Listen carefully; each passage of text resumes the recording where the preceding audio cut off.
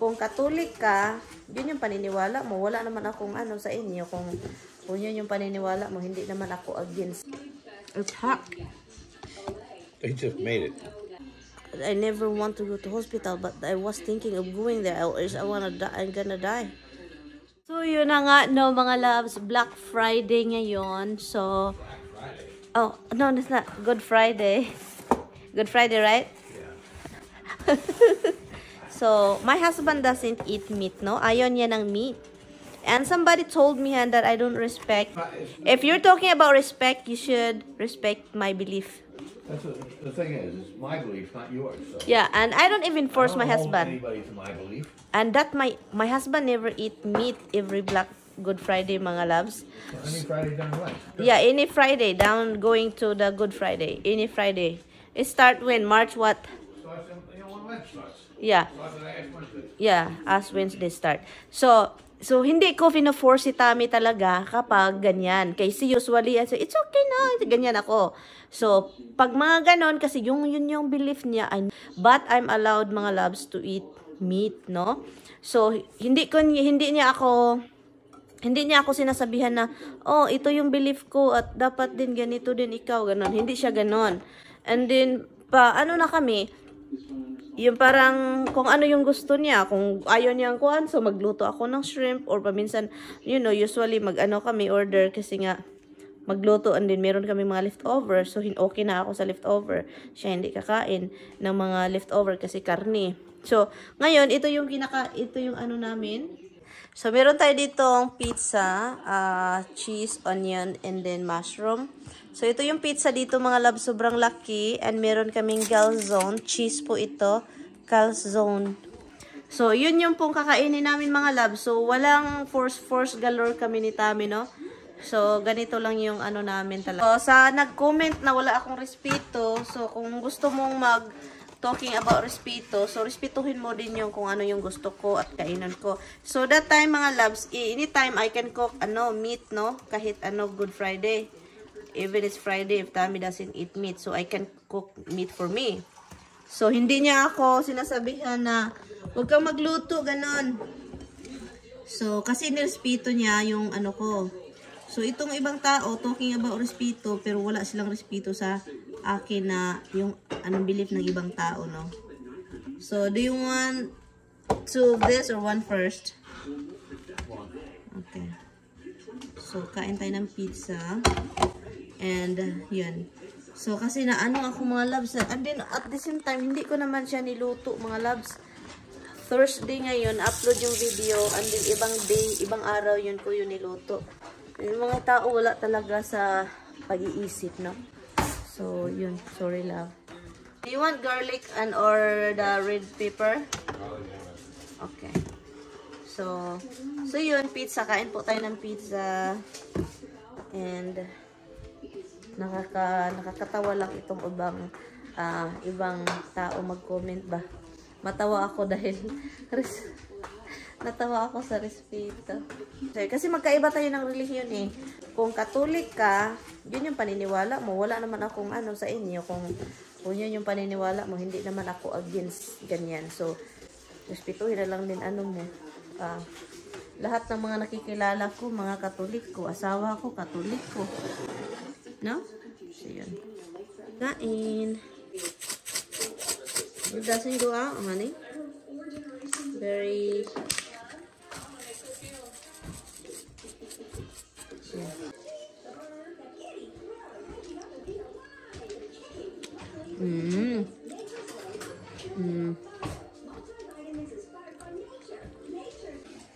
Masarap siya mga loves. Cheese, ricotta cheese.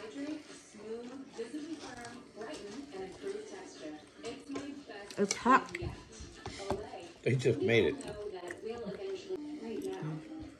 I wish you have this. It's a packet. Well, it's usually you cut it in half and you got 2 pockets. But. Oh, sorry, hon.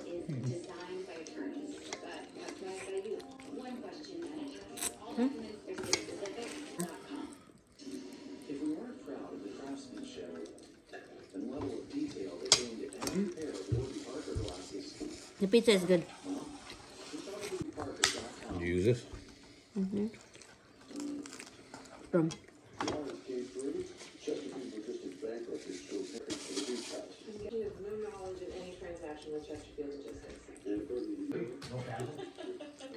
Masarap siya mga loves. I like this pizza, honey. They're good.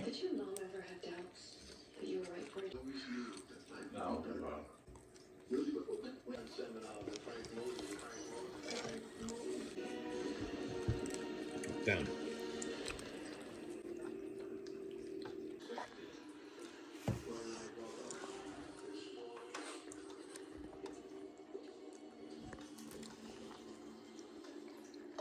Habang kumakain kami mga loves, nag-stop ako kasi po dito nag-pop yung ano ko.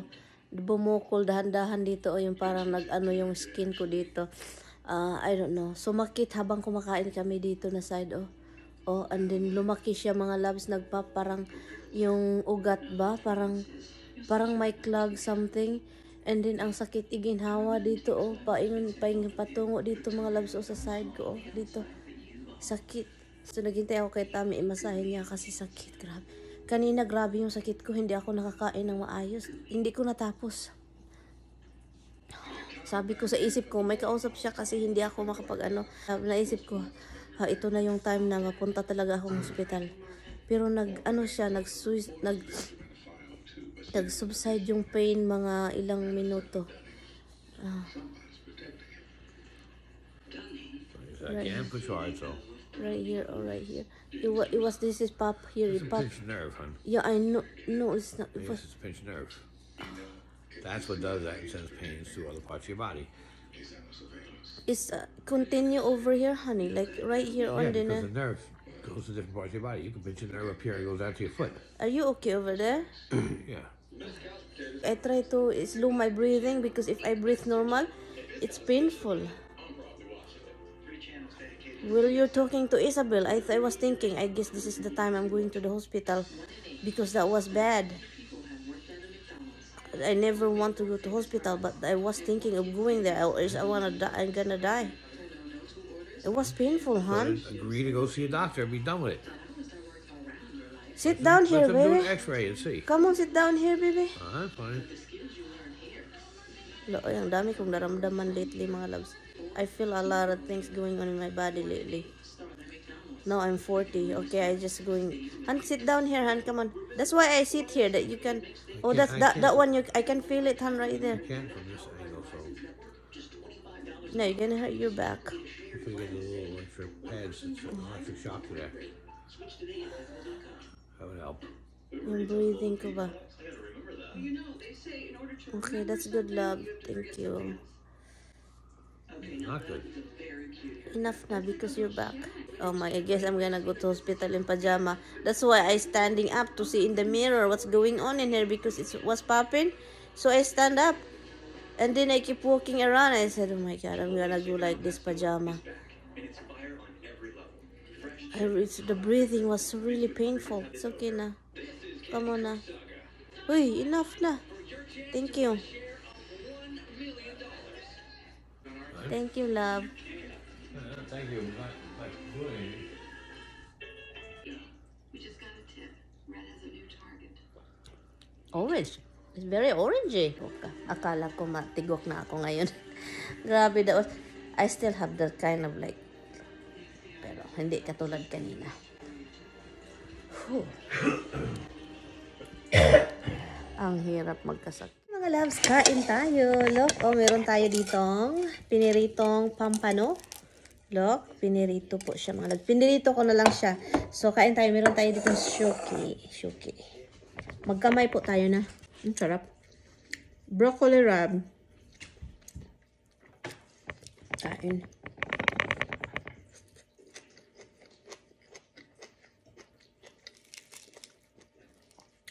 Napagod ako ngayong araw dahil sa pagkakat ko ng buhok ni Roxy. No? So, ang ano siya, sobrang matrabaho yung pagkat ng buhok ni Roxy. May mga bukog pa pala ito. Mabukog pala ito, no? Talaga? Huh?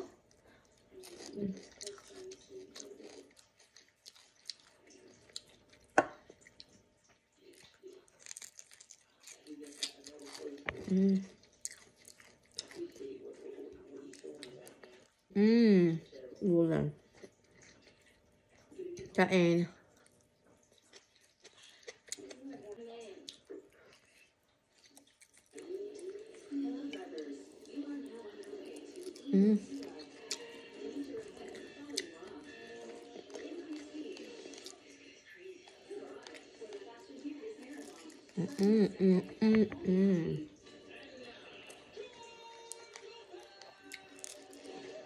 Ang sarap.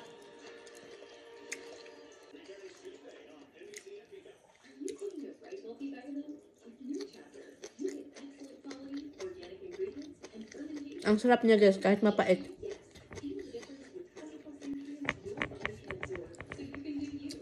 First time, itry natin ito mga loves. Itong broccoli rub, itry natin i-dip sa toyo. So, Italian to Filipino. Try.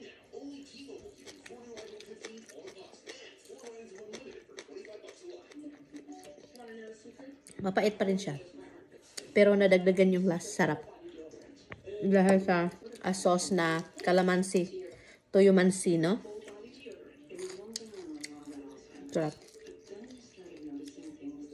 Kaya pala mahal ito eh. Masarap yung lasa ng ano niya. Laman. Kaya mahal siya. Masarap siya mga loves. Ito yun.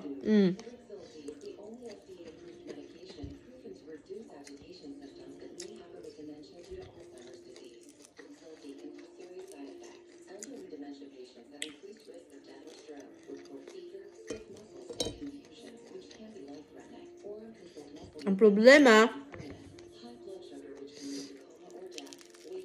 ito lang yung rice ko. Which is, hindi naman siya problema. Ano lang ba, kapag nakulangan ako ng rice, paminsan talaga. Ayun na, yung katawan ko talaga maghanap ng rice. Pero maganda kapag kakain ka, konti lang yung rice. Sarap. Sarap.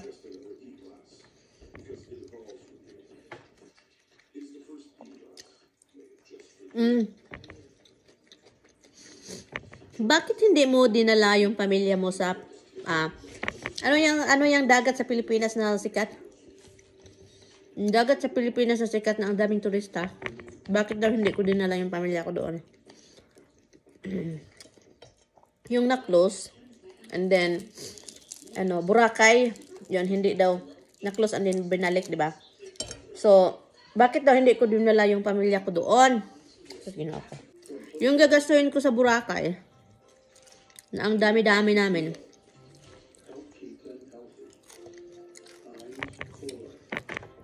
Huwag na lang Kasi ang daming kanang pala desisyon ba gusto nilang gawin ko sa buhay. Dami po. Iba-iba kasi tayo mga loves na. Masarap naman talaga yung Boracay. Uy, ginuo ko pero ang mahal niyan. Lalo na kami. Hindi pa ako nakapunta doon. Pero wala sa aking listahan ang Boracay. Ang sarap na tuyo sa broccoli rub.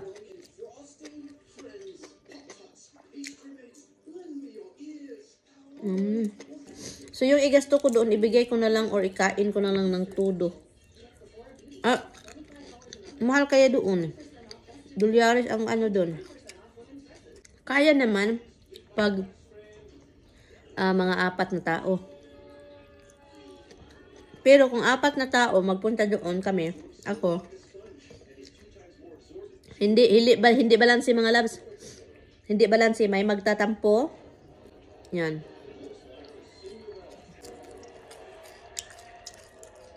Sa away namin ni Tami ba? Ang daming nagsasabi. Nag-away kayo, buti hindi mo hiniwalayan or buti hindi ka hiniwalayan. Hindi ibig sabihin mga loves na mag-away kayo ng mag-asawa kayo. Mag-away kayo, hiwalay agad. Grabe naman. Kung ganyan yung mindset mo mga loves na kapag mag-away kayo and then hiwalay agad. So ang dami nang naghihiwalay, kawawa yung mga bata. So kung ganyan yung mga mindset ng mga tao na hiwalay agad after away kahit tampuhan lang. Which is, oh my God, ang daming mga walang magulang na mga bata. Hindi kompleto ang pamilya. na nalampasan namin yung mga pagsubok namin sa buhay. Yung una pa namin ano, ngayon pa na nalampasan na namin yun. Hindi yun mangyayari.